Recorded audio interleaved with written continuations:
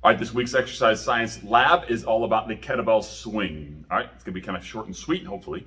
We'll talk about the primary variables and ideas we talked about in lab. All right, the kettlebell swing is a cannonball with a handle. We talked about it being kind of the lift a couple of years ago. It came about in the early 1700s.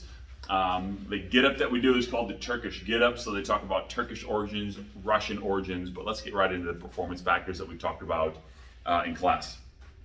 All right, describe 2 or 3 performance factors trained with this movement. So let's do a couple of the movements.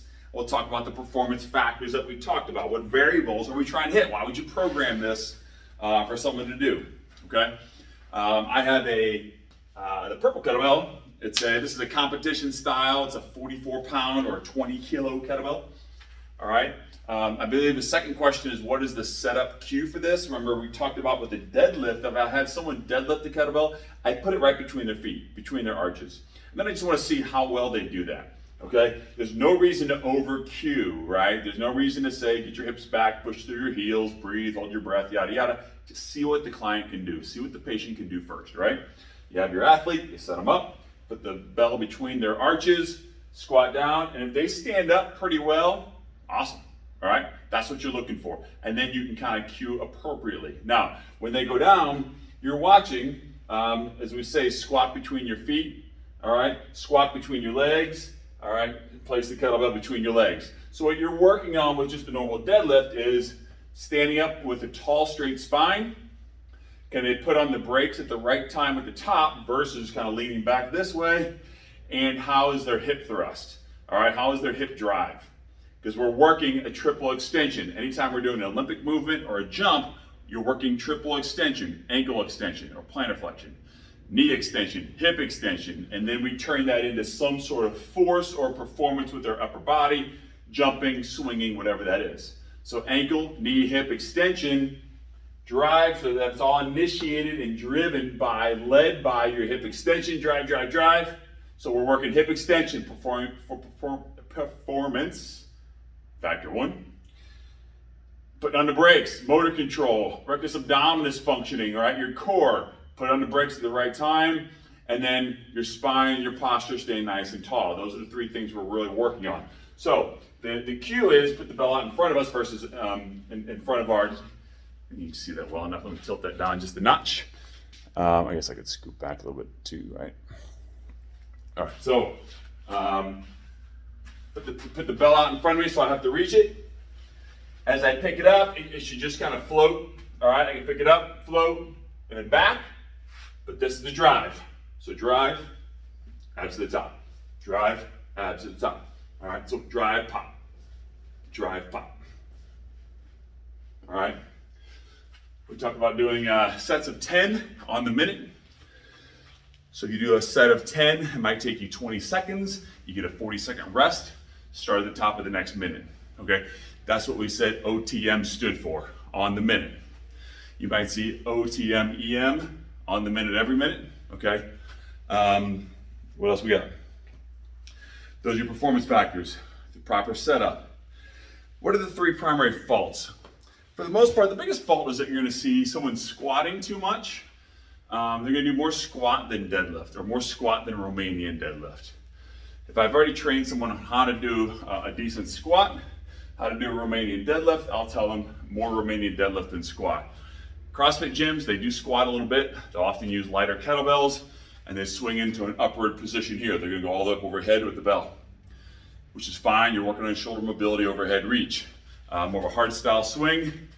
You'll see that Pavel brought to the US, among others, with Strong First and the RKC certification. You'll see more of a hard style swing where they're stopping right here. Okay, so the fault might be their brakes don't work.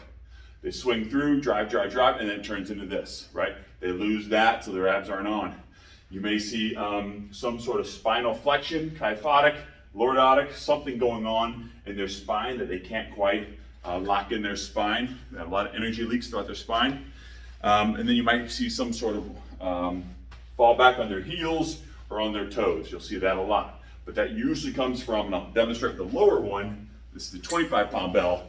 You'll see a lot in the gym is people squat too much and then do a front raise. It's like squat, front raise. All right? So it's kind of a squat with the front delt raise.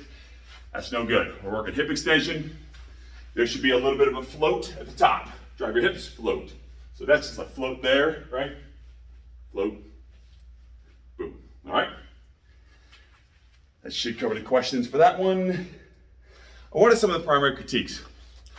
For the most part, the critique is that when you do that forward swing, it's a lot of traction. It's a lot of tug on the shoulder joint going forward. Talk some chiropractors don't love that. The traction or pull on the elbow joint, not a fan of that. If you're staying packed and engaged throughout the spine and shoulder girdle, it should be a flow at the top. The engagement, the force production is going to occur while the bell's between your feet and here, right? And then by the time you're driving through, it's just going to be kind of a float. Okay, so there's not this outward pull quite as much as you may think. But with that idea that there is that horizontal pull, if you compare it to, let's see, Charles Poliquin, strength coach, a couple others I've read that critique this, is that when you're moving a barbell, we talked about in lab, let's say a hang clean, you're going from this position and you're driving the bar up. So you're driving with that triple extension, you're driving a more vertical vector with that force here and then catching the bar. Whereas with the kettlebell, you are going out.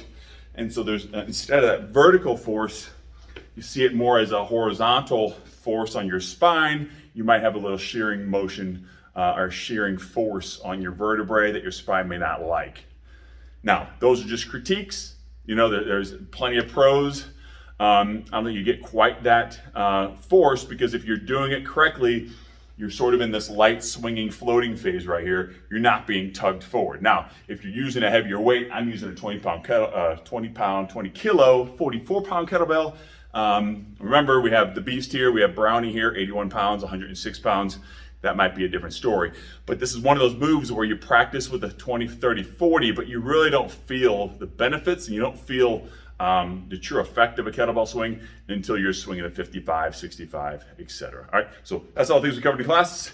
Fill that out. Hit the button. See you next time.